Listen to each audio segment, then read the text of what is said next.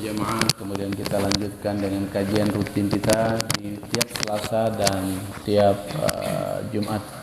Selawat dan salam semoga terlimpahkan kepada Rasulullah sallallahu alaihi wasallam, para sahabatnya, keluarganya, pengikut-pengikutnya sampai yaumul qiyamah. Kemarin nyepi saya coba menulis, insyaallah ini tulisannya nanti akan panjang, tapi bukan satu kali sampai sekian kali nanti. Hanya saya tulis mengambil ini terinspirasi dari surat Ibrahim ayat 22. Surat Ibrahim ayat 22. Ini judulnya adalah mengapa kamu menyalahkan aku? Mengapa kamu menyalahkan aku, kata iblis.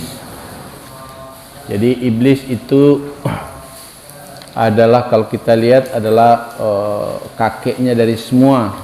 Apakah itu syaitan, apakah itu tughut, apakah itu jin. Jin pun terbelah menjadi jin kafir dan jin yang beriman. Maka terinspirasi dari ayat ini kami menulis beberapa tulisan, nanti insyaallah nanti kita akan terus nyambung ke depan. Di dalam Al-Quranul Karim Allah Subhanahu wa ta'ala menjelaskan bahwa di yaumil akhir nanti, ketika semua amal ibadah kita itu, ya, ketika setelah selesai itu amal ibadah kita itu dihisab dan akan terbelah, manusia akan menjadi dua saja, yaitu as-sayyi'ah, yang kedua al-hasanah. Jadi terbelah menjadi dua. As-sayyi'ah itu mendapatkan tempat yang jelek, al-hasanah akan menempati tempat yang baik. Maka pada saat itu, sebelum orang-orang yang mengikuti jalannya jelek ini, mereka akan dimasukkan ke dalam neraka, maka iblis, mereka dikumpulkan, kemudian iblis akan memberikan pidatonya.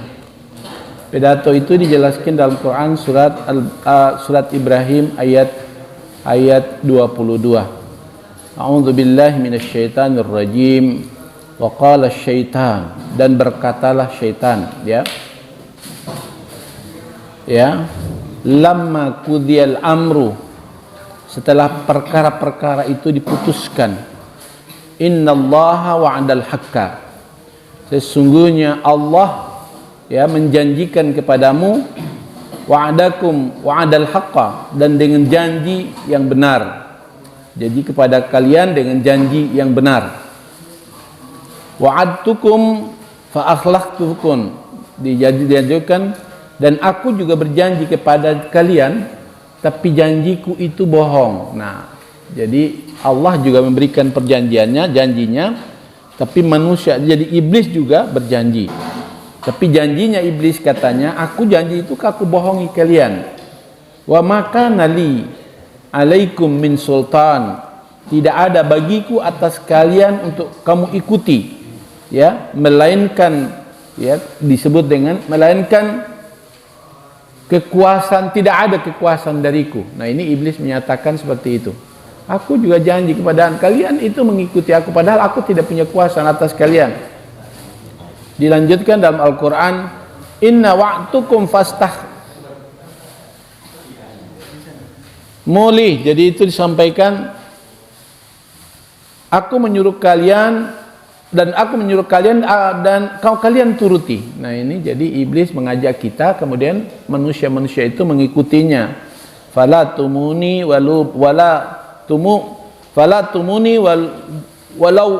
walumu anfusakum. Jadi, ya, jangan kamu menyalahkan aku, tapi salahkan dirimu sendiri. Ma'ana bimusrihikum wa antum bimusrihina. Jadi aku tidak menolong kalian, dan kalian pun tidak bisa dapat menolong aku pada saat ini.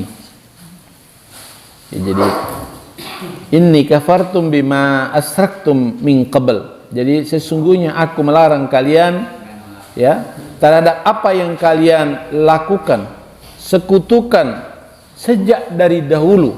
Jadi sejak dari dulu, kata iblis, aku sebetulnya juga melarang kalian, tidak boleh kamu mengikutinya, itu sekutu-sekutu itu. Ya, innadh dhalimuna lahum adzabun azim, sesungguhnya bagi orang-orang yang zalim mendapatkan siksaan yang berat. Itu di surat Ibrahim ayat 22. Sekalian saudaraku yang rahmati oleh Allah, secara sunnatullah bahwa hidup ini ada baik dan ada buruk. Yang kita kenal dengan al-haq dan al-batil. Bukan Pak dan Ustadz al-haq ini ya. Yang merupakan bentuk uraian tentang kehidupan manusia dan bangsa jin dan bangsa makhluk-makhluk lain yang menjadi musuh adua.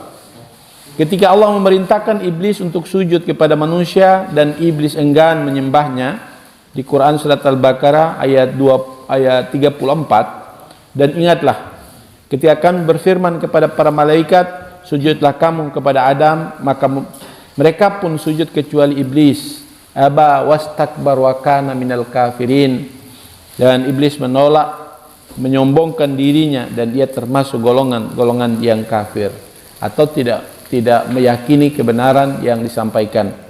Maka pada saat itu memberi isyarat bahwa akan ada pertentangan antara yang hak dan batil. Selama manusia hidup di dunia ini, kedua ini akan terjadi pertentangan, menjadi persaingan sampai akhir kehidupan. Pas sekalian yang saya hormati, yang rahmati oleh Allah Subhanahu wa taala, ya, di antara kehidupan manusia maka ditarik sebuah kesimpulan bahwa yang memerintahkan untuk sujud itu adalah dari Allah Subhanahu wa taala. Disebut dalam Quran surat Al-Imran ayat 60. Kebenaran itu datang dari Allah, maka jangan kamu ragu terhadap kebenaran. Al-haqqu mir rabbika fala takunanna minal mumtarin. Jangan kamu ragu wahai Muhammad terhadap kebenaran. Jadi orang kebenaran itu jelas. Dan di sini kebenaran itu tentunya datangnya dari Allah Subhanahu wa taala. Perintah ketika Allah memerintahkan kepada iblis itu adalah kebenaran. Anda sujud, tapi kata iblis, aku tidak mau. Ngapain aku sujud? Di situ jawabannya, kemudian di situ dia membangkang. Maka di sini awal mula terjadinya kehancuran. Bahkan dalam sebuah isyarat para ulama menyatakan ketika iblis tidak mau mengikutinya, itu bertanda bahwa itu ancaman bagi umat manusia ketika dia hidup di dunia. Ada ancaman. Kalau iblis ketika tidak mau lagi sujud, itu ancaman besar. Kalau kita tidak tahu, dia tidak mau sujud, oh ini bahaya nih. Dan itu dianjurkan untuk waspada. Maka dari situ Allah Subhanahu wa taala memberikan dia senjata untuk menghadapinya. Senjata itu apa? Senjata itu yang disebut dengan as-syariah. Syariah itu senjata. Agar kamu bisa menghadapi iblis, apa yang kamu bisa? Satu, yang pertama adalah sholat. Diajarkan syahadat dulu. Setelah sholat, kemudian puasa, zakat itu, coba orang sholat itu tenang akan menghadapi iblis. Orang juga melakukan kebaikan itu yang benar akan menghadapi iblis. Karena iblis itu dia akan masuk dalam berbagai segi. Dia akan mulai dari depan, belakang, kiri dan kanan. Ya, jadi kami akan mendatangi mereka dari depan, belakang, kiri dan kanan. Jadi min baina aydihim wa an aymanihim wa min khalfihim wa an aymanihim wa an sama'ilihim fala tajidu aktsaruhum sakirin. Kami akan mendatangi mereka ya, dari depan, dari belakang, dari kiri dan kanan, dan wahai Tuhanku, Engkau tidak akan mendapati mereka kecuali banyak-banyak mereka di antara mereka, kebanyakan mereka yang tidak bersyukur. Nah, ini pernyataan iblis ketika membangkang itu. Pas kalian yang rahmati, yang rahmati Allah Subhanahu wa taala, dengan cara apa? Di dalam Quran di dalam Al-Qur'anul Karim disampaikan bahwa dalam surat Thaha ayat 120. Cara iblis itu adalah melakukan waswas, meniupkan rasa waswas di dalam diri manusia. Jadi fawaswasu ilaihi syaitan qala ya Adam hal adulluka ala syajaratil khuldi wa mulkin la yabla. Jadi menyatakan kamu makan saja khuldi ini, enggak apa-apa. Ini buah yang dapat memberikan keabadian. Nah, itu kemudian dari situlah mulai manusia itu tergelincir. Jadi diberikan waswas. Jadi kita ini makanya disebut harus istiqamah, teguh. Keteguhnya kita itu apabila kita bisa memegang teguh syariat secara benar. Pegang teguh, kalau syariat itu enggak benar, hatinya selalu dibelokkan oleh iblis. Nah, ini syariat yang menjadi patokan. Ya, pas kalian jemaah suwi yang rahmat ya Allah, ini saya nulis ini panjang ini nanti. Dan berapa saya nanti akan sampai selesai kapan enggak tahu. Karena saya baru mulai dan sudah malam itu pas lagi gelap itu saya suruh sampai sekian lembar. Maunya nanti ini saya buat dalam bentuk slide, nanti kalau pas ada kajian al-Islam saya akan sampaikan. Maukah saya tunjukkan pada pohon khuldi, kerajaan yang tidak akan binasa? Syekhul Islam Ibn Taimiyah dalam kitabnya Tazkiyatun Nafs, beliau menyatakan bahwa sumber keburukan manusia adalah kelalaian dalam mengikuti hawa.